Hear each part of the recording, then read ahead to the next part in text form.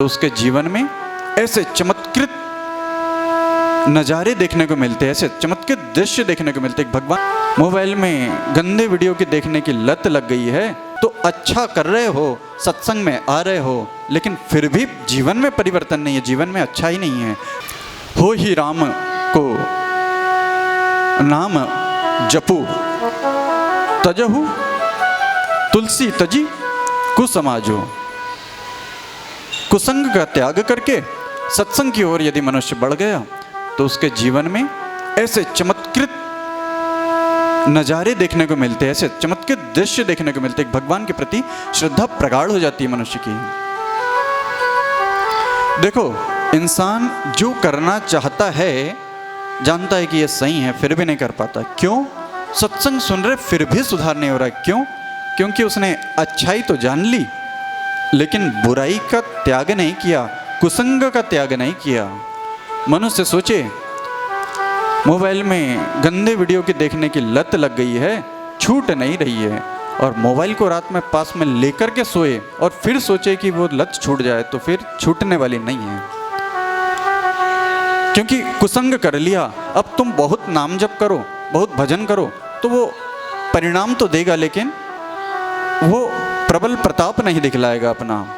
क्योंकि भीषण गर्मी में आपको लू लग गई, डॉक्टर के पास गए, इलाज भी करवाया, उसके बाद फिर तुम धूप में निकल गए, तो वो लू आपकी ठीक होने वाली नहीं है। सर्दी में आपको बड़ा जुकाम हो गया और जुकाम के बाद डॉक्टर से इलाज तो करवा लिया, लेकिन फिर रोज नींबू पानी पी रहे, तो आपका स्वास्थ्य ठीक नहीं होने वाला।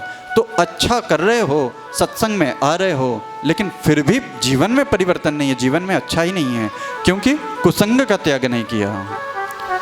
सब कुछ सही है, तुम्हारी इच्छा है सुधरने की, अच्छा बनने की, श्रेष्ठ होने की, लेकिन श्रेष्ठता नहीं आ रही है। क्यों?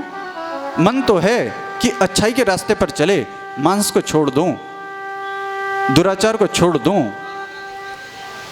पवित्र आहार करूं, शराब छोड़ दूं, गुटखा छोड़ दूं, इच्छा है लेकिन नहीं छूट रहा। क्यों? क्योंकि कुसंग का त्याग नहीं किया। संगति वही है तो जिद हो जाती है कई बार दोस्तों में, तो फिर दोस्त का मान रखना पड़ता है। सत्संग में आओगे, विवेक बुद्धि जागृत होगी और धीरे धीरे धीरे फिर हमारी मन स्थिति मजबूत होगी। कैसे? क्योंकि सत्संग में आने से, संतों का संग करने से भगवान के बारे में जानने का अवसर मिलता है, भगवत चर्चा श्रवण करने का सौभाग्य मिलता है, और धीरे धीरे भगवान के नाम जप में रुचि बढ़ने लगती है।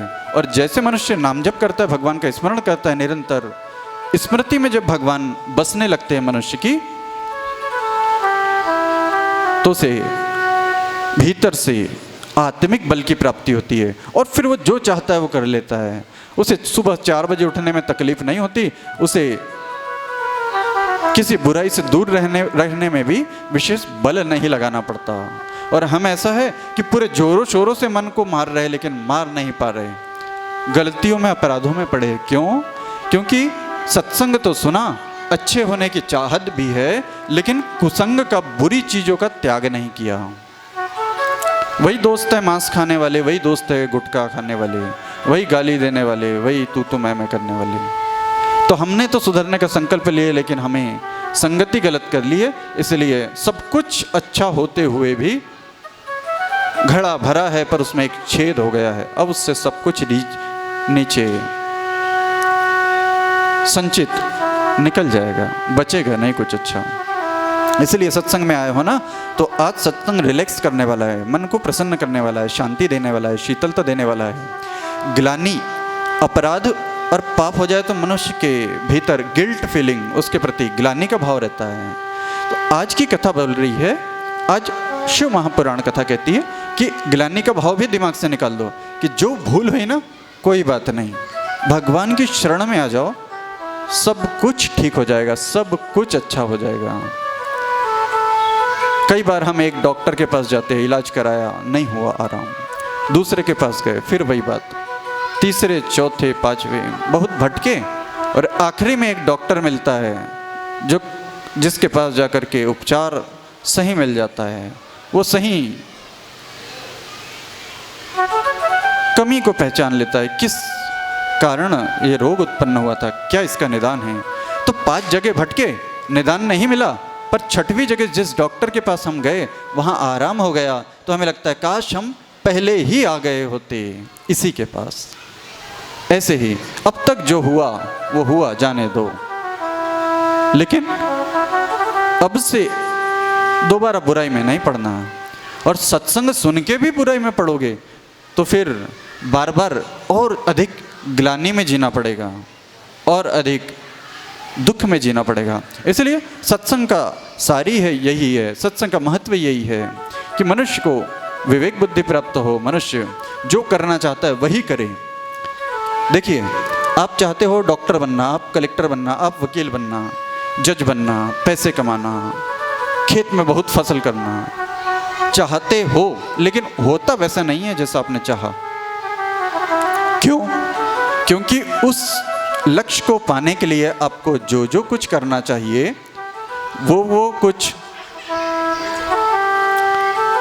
आप कर नहीं पाते हो। क्यों? क्योंकि मन तुम्हें रोज लात मारता है।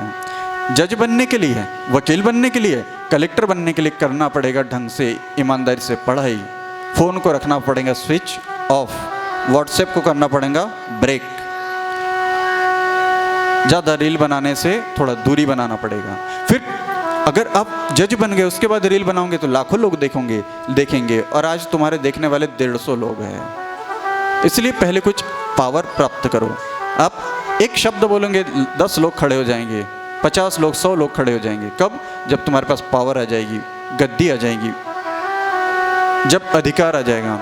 और आज अधिकार तो है नहीं, पर ख्वाहिशें बड़ी है, पर मन की मार के कारण जो आप करना चाह रहे हो वो आप कर नहीं पा रहे हो, तो जो आप पाना चाहते हो वो मिलेगा कैसे? आप जो पाना चाहते हो उसके लिए जो मेहनत करना है वो मेहनत तो कर नहीं रहे हो, कर नहीं पा रहे हो, पर इच्छा बड़ी है और पुरुषार्थ का है अभाव। तो ऐसी स्थिति में मनुष्य लगा रहता है द्वंद्व में और हमेशा उसे निराशा मिलती है, परेशान रहता है, दुखी रहता है। इच्छाएं बड़ी है, कर्म वैसे नहीं है। तो सत्संग वो बल प्रदान करता है, आप जो चाहोगे वो हो जाएगा, जो चाहोगे वो, अपने लिए भी और सृष्टि में भी। क्योंकि आप मनुष्य तो सच में धीरे धीरे सुधरना और अच्छा होना ही चाहता है, लेकिन आकर्षण उसे खींचते रहते हैं संसार के, प्रपंच के, भोगों के। इसलिए सुबह उठ करके व्यायाम करने का संकल्प 1000 बार ले लिया लोगों ने, पर कर नहीं पा रहे, तो फिर स्वास्थ्य भी कैसा ठीक रहेगा?